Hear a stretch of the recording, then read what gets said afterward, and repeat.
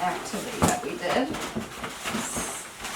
So, I had this on an easel, but now it's not standing up. So, breathing for different situations. These are Velcroed on, so I had them at the end of this conversation. I had them attach these where they belong as a little test, a little pop quiz, a little activity, a little hands-on interaction. So breathing for different situations, and we practice them a little bit together. So when you feel like you can't breathe, just do slow, quick breathing. You can breathe. So instead of doing those big, deep breaths like you normally would during contractions, just slow, quick breathing, just to help the woman not be as fearful, to realize that she can breathe when she feels like she can't. If she feels lightheaded, dizzy, like seeing little dots in the air, lightheaded feeling, to cup your hands over your mouth with both hands and breathe slowly in and out. If you're feeling pushy but you can't push yet, so this would be like, for example, if you're in the car on your way to the hospital, or if your OB hasn't arrived yet, or your midwife hasn't arrived yet, but you're feeling that pushy feeling, you could do a little push and then just start breathing. So it's like you get that little push in to kind of relieve that need to push, and then just start breathing. And I found that can be really beneficial with my doula clients. And then also horse lips, like that.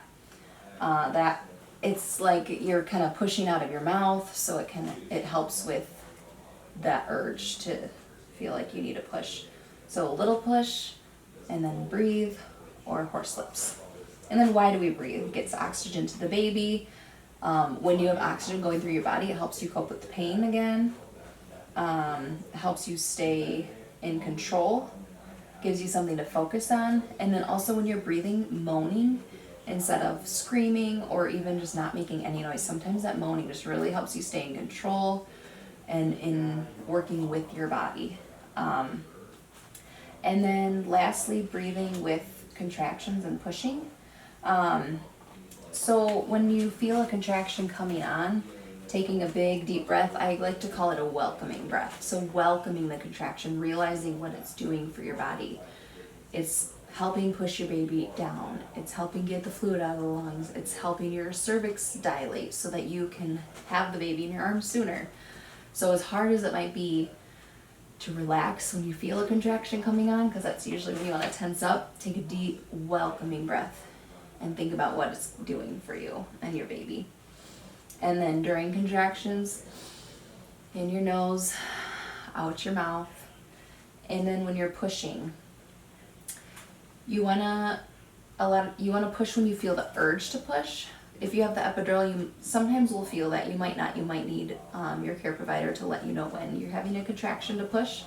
Either way, if you can feel it or not, you can ask whoever's kind of directing you, or your care provider, to just wait a few seconds till the contraction builds, and then fill up your lungs, and then give a good push. And you might be able to push 3 times during a contraction. So push, and then fill up your lungs again, push, fill up your lungs, push again.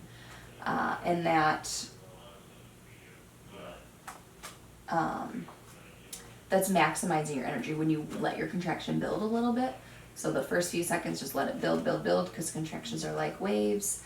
And then once it gets to more of the peak, then you push. And then once it starts dying down towards the end, then you just stop pushing and relax in between contractions.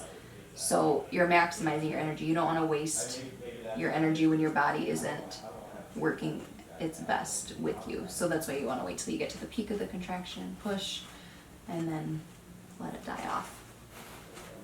So then we did this game where they had to match up the can't breathe feeling. How do you breathe? The can't push.